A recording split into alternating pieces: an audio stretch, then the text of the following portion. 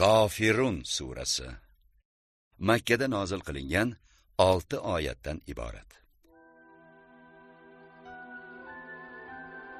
Kofirun kofirlar demakdir. Makka mushriklari Allohga ibodat qilishga bir shart bilan rozilik bildirdilar. U ham bo'lsa, bir yil Muhammad alayhisalom ularning butlariga sig'inar emishlar.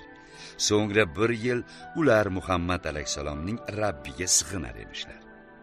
Bu taklifni qabul qilmasliklarini ta'kidlab, Alloh taolo o'z payg'ambariga buyurib, ularga bu kabi shirk aralashgan ibodatdan ko'ra hozircha har ikki taraf o'z dinida qolib, o'z dinida bo'lishining afzalligi haqida xabar bergan.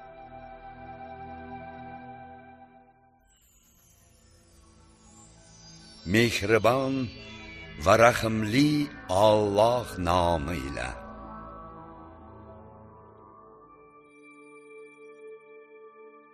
Ey Muhammad, ayting, ey kofirlar, men sizlar ibodat qilayotgan narsaga, but va sanamlarga ibodat qilmasman.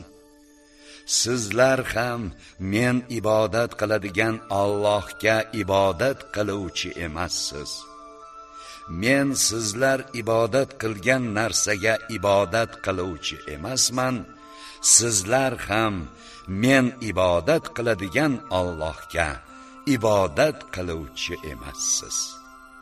Sizga o'zingizning diningiz, menga o'zimning dinim.